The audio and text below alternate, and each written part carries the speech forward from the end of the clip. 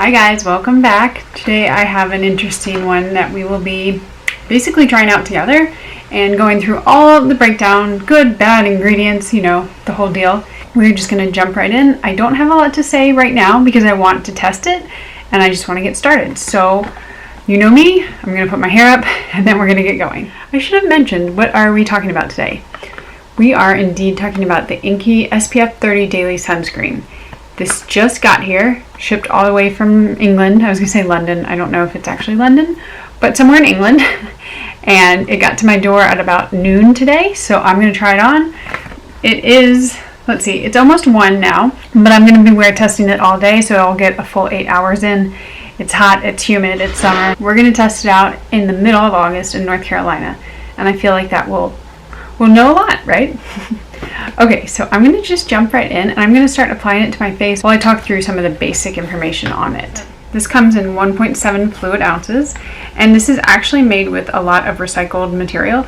So it says the tube is made of 30% recycled plastic and the cap is made of 98% recycled plastic. So it is plastic, but they have recycled lots of it, so that's good. And on first glance, it kind of comes out almost like a grayish color, but like a little bit of a tint. Whew, now we're nice and close. I have had a breakout here for like a month, so even skincare formulators have breakouts. That's my life right now. Okay, so I'm going to be looking down and applying, but I'll talk you through the basics of it. So this was $22 shipped directly from England, and that is including everything. So taxes, shipping, tariff, I don't know what they include in that, but it is a great deal. I consider that a really good deal. The actual total was $22.80, and so anything around 20 or under is a good deal, but considering that I had to have it shipped from England via RawBeauty, it's a great deal in my opinion. So the actual price on RawBeauty, that's where I got it. You can get it maybe elsewhere, I don't know. The actual price was $12.49 in pounds, and then there was an added $4.95 shipping. So that translated is $22.80 in US dollars. It is 100% a mineral sunscreen. So the filters that they use are zinc oxide. Well, not are. The filter that they use is zinc oxide. And they use 22% zinc oxide, which is a really high number. I like to see higher numbers. You know, they always say that the formulation, if it has an SPF rating, regardless of the percentage of the active ingredients, it still should be giving you that protection.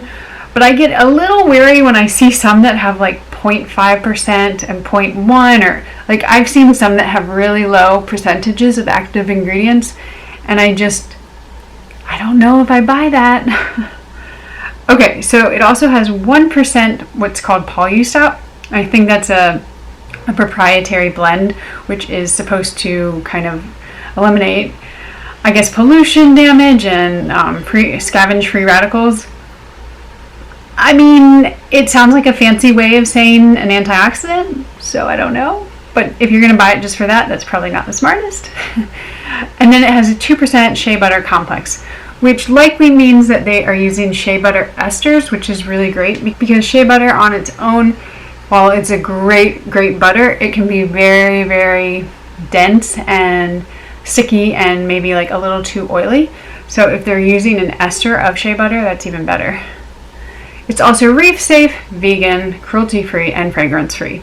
So all of the frees. Okay, so that is the initial application. It looks so nice, and it doesn't feel greasy, which is honestly, I've tried so many mineral sunscreens, and I think one of the biggest downsides, besides the whitecast of course, is that they don't do well in really warm, sticky climates because they are a little too heavy and they just don't dry down at all. And this one seems pretty nice. It's got a nice little sheen to it too. They do say on the website for INKEY that it layers really well under makeup, and I believe that because it does have a bit of a tacky feel, but not to the point where like I want to put something on over it, like powder it down or anything. But lastly, we will get into this more when we get to the ingredient section, but it says that there's a low-level non-cosmetic tint added to it. So that's how you get the no white cast, and I do think it did a really good job. Like, my face is naturally lighter than my body sunscreen, that's why, but I don't, even sometimes like on camera, I can see the white cast through the camera a bit more than in person. But right now I don't really see much of it, and I'm pretty pleased with it so far. Okay, so I'm not wearing makeup the rest of the day because I just want to test this out. So we're just going to go ahead and go through all of the ingredients and the pros and cons, and then I'll check back in at the end of the day and just tell you like kind of my final thoughts on it. My favorite part of these reviews is my ingredient breakdown. If you're new here, I've started doing this recently and I absolutely love it. I break down the ingredients by the top 5. Now, if you know anything, and I'll probably stop saying this hopefully soon, but maybe somebody still doesn't know about this, but when you're reading an ingredient list, the top ingredient is the most prevalent, and then it goes down to the bottom. Now, whenever they have their preservative, that is kind of typically at the 1% mark, and anything below 1%, you don't have to list it in any order. It can be whatever order they decide. So keep that in mind when you're looking at ingredients. For this one, the preservative is phenoxyethanol. So you can look for that in the ingredient list and then look at everything below. If they're claiming that something is super hydrating because it uses shea butter, but it's below that mark, it's probably just there to kind of for like marketing tactics, but just something to keep in mind. Okay, so the first ingredient is water. Very, very common, especially with something like this where the product is very light. It has an easy time spreading. It's not surprising that water would be the first ingredient. The second ingredient is zinc oxide. So we know that they say that zinc oxide is 22%. So you can kind of do some rough math. And I mean, there are a ton of ingredients below that, but you know that the majority of this product is then water. It could be as high as 70%. I mean, I really don't know, but you do know that it's quite a bit. The next one is an interesting one, and it could probably bring up a lot of kind of argument from different people, but it is caprylic capric triglycerides. Wow. I say that all the time, and today I said it like 10 times before I got it right. A lot of people see this and they think right away that it's coconut oil or some variation of coconut oil. And while it does come from coconut oil, it's not like a fractionated coconut oil, which is kind of the one that people think of. It's actually the esterification of coconut oil. So it's quite different. I know that like fractionated versus esterification, they sound maybe to the uninformed like not that big of a deal, but they're quite different. So if you do have coconut oil allergies, this one, I wouldn't say it's the one that you should be as worried about. Now we'll get to a few more later, so just hold on. Number 4 is dicaprylyl carbonate. I said that so many times also. Some of these words, I swear. So this is an emollient. It's used for skin softening in products. It can be made either synthetically or naturally. So this ingredient helps the absorption and it helps the product spread more easily. I 100% see that this product really goes on like a dream. I'm just going to show you again. Just a little swatch on my hand. It feels like it just like soaks in immediately, and I think that's really nice because you can then layer it up, especially if you're wearing sunscreen throughout the day. You want to layer it. You're supposed to reapply every 2 hours, and this one won't have that kind of like clumpy like that feeling where you have to put more sunscreen on but your face wants nothing to do with it. I don't think this one will have that issue. And actually, speaking of my face, I've probably applied it 5 to 10 minutes ago, and it definitely feels dried down. I don't have a glow. I don't feel like I'm shining to the heavens. So far so good. Okay, and number 5 is coconut alkanes. So this is a coconut or a vegetable alkane, which is sort of like a silicone. It's kind of used similarly and for the same reason. Like a silicone helps it smooth, helps it spread easily, and kind of gives it that silky feel, which I can understand. But now this one, whereas the caprylic capric triglycerides, what a mouthful. That one is the esterification of coconut oil. This one is pretty much coconut oil. So if you do have sensitivities, if you do have, like, you notice that you get clogged pores from anything with coconut oil, this one might be something you avoid. I don't know. I don't have that personally, so I can't speak to it, but it is something to keep in mind. Now, I'm not going to go through the rest of the ingredient list, but I think that for the most part, so it definitely seems like a pretty standard one. Now, the one thing that stuck out, and this isn't a bad thing, but it does have caramel, or caramel, however you say it in the US. And I looked this up. It's basically a coloring agent, which enables it to have that no white cast effect because zinc oxide at 22%, you're gonna have a white cast. So you need something to kind of temper that. And that's exactly what the caramel is doing. I've never seen it in an ingredient list, but here we have it. Very interesting. I would highly recommend that you go through all of the ingredients and what you can do, even if you don't know them, which, I mean, I run across ingredients I don't know all the time. There are thousands of them. But one of my favorite websites is called INKEY Decoder. It's not spelled like this. This one is kind of a play on it, but INKEY actually stands for International Nomenclature of Cosmetic Ingredients. So that's where they got the name INKEY from. It's kind of, like I said, it's a play on words. But if you go to this website, and I will link it below, it's called INKEY Decoder. It's an absolutely fabulous website. You can just copy and paste from the ingredient list onto there. They tell you in plainer English what the ingredient is.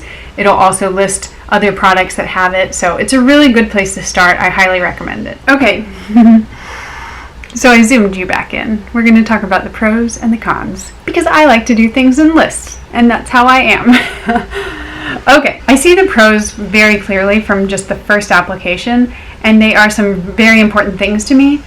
First is just the overall application. It goes on beautifully, and that is because of a lot of the top ingredients that are in there, and it also doesn't sit on your skin. So one of my biggest issues with mineral sunscreens in the summer is I just feel like they're sitting there, and that is kind of the point, that they are supposed to sit and not be absorbed by the skin.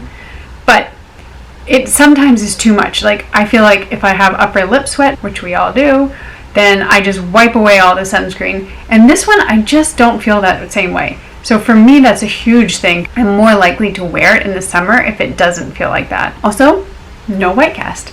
I think this is a really beautiful formulation. And I say that with kind of a word of caution, which I will bring up in the cons. But I think for me, who has maybe like a medium skin tone, while my face is whiter, it definitely doesn't accentuate that, and it doesn't make me look like a ghost. So I would say no white cast, asterisk, because I will talk about that in a second. Another plus is the high percentage of zinc oxide. That is your active ingredient. That is what is fighting the UVA and UVB rays. So seeing a high percentage of it does make me happy. Now, if it had 12%, would I still use it? Yes, because I do trust that the SPF level is actually going to do what it says. But if it has something like 2%, am I going to trust it? Probably not. Probably not going to go out on a run with it on. Another thing is it's not expensive.